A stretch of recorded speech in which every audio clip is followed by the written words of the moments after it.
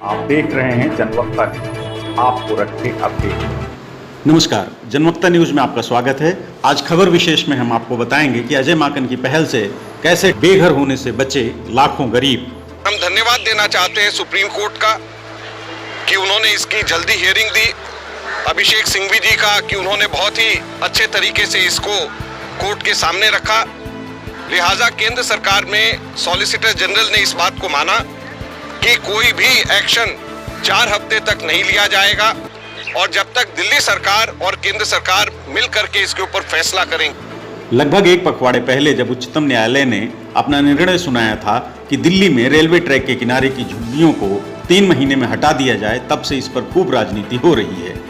इन 48,000 बेबस और गरीब झुग्गी वालों के प्रति हमदर्दी दिखाने की होड़ तो लगी, पर कोरी बयानबाजी के अलावा कुछ हासिल नहीं हुआ।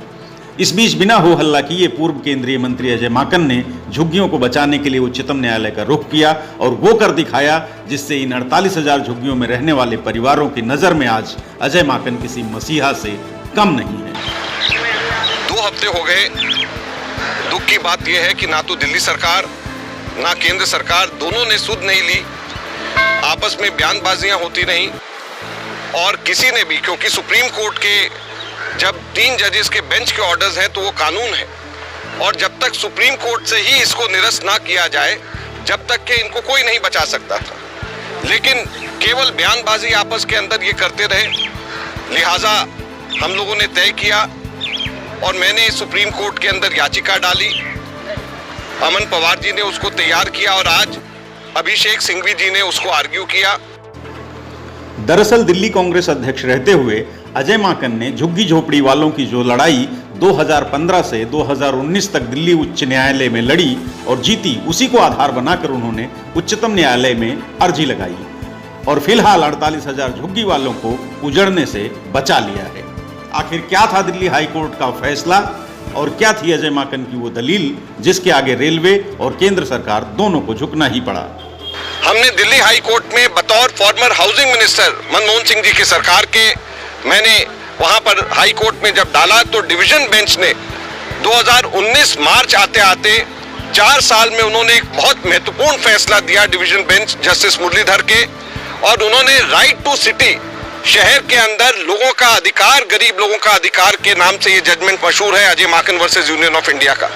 और उन्होंने कहा कि इन गरीब लोगों का शहर में अधिकार है, शेल्टर का अधिकार है, छत का अधिकार है, यह डिवीजन बेंच ने कहा। और साथ ही साथ में डिवीजन बेंच के आदेश में एक प्रोटोकॉल तैयार किया गया कि कहीं पर भी झुग्गी वालों को अगर हटाया जाएगा तो पहले उनका सर्वे होगा, सर्वे के बाद में उन लोगों में चिन्हित किया जाएगा जो कि कट ऑफ डेट से पहले की झुग्गियां हैं, उन सब लोगों के लिए वैकल्पिक व्यवस्था करी जाए। तो हमने आज सुप्रीम कोर्ट में कहा कि इस प्रोटोकॉल को तय करने में दिल्ली सरकार और रेलवे दोनों के दोनों शामिल थे और दोनों की हामी थी, रजामंदी थी, और इसी वजह से रेलवेज ने इसको सुप्रीम कोर्ट में चैलेंज भी नहीं किया डिवीजन बेंच के जजमेंट को।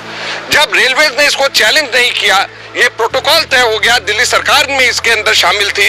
तो जब 31 अगस्त को जस्टिस अरुण मिश्रा ये आदेश दे रहे थे कि 48,000 झुग्गियों के ऊपर बुलडोजर 3 महीने के अंदर फेरा जा सकता है, तो क्यों नहीं दिल्ली सरकार ने और केंद्र सरकार ने इस बात का संज्ञान सुप्रीम कोर्ट के सामने लेकर के आए कि एक प्रोटोकॉल इन प्लेस है, एक डिवीजन बेंच का डिसीजन ऑन प्लेस है।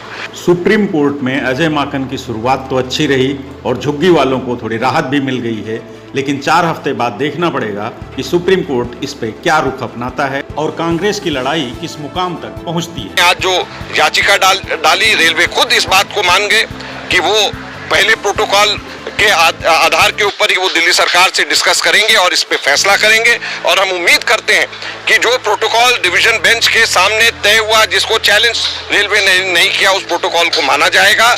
और जब तक कि ये गरीब लोगों को वहीं के वहीं इन सीटू रिहैबिलिटेशन ना हो, जब तक कि इन सब लोगों को वहां से नहीं हटाया जाना चाहिए, ये कांग्रेस पार्टी का कहना, और इसकी लड़ाई हम लड़ते रहेंगे। बहरहाल 48,000 झुग्गियां और उनमें रहने वाले अजय माकन के इस प्रयास से फिलहाल तो महफूज हो गए हैं, लेकिन इस बीच इनके पुनर्वास के लिए रेलवे, एमसीडी, केंद्र और दिल्ली की सरकारों को कोई ठोस कदम उठाना पड़ेगा ताकि इनमें रह रहे लगभग 3 लाख लोगों को हमेशा के लिए बेघर होने से बचाया जा सके। दिल्ली से इंद्र प्रकाश, जनवक्ता न्यूज।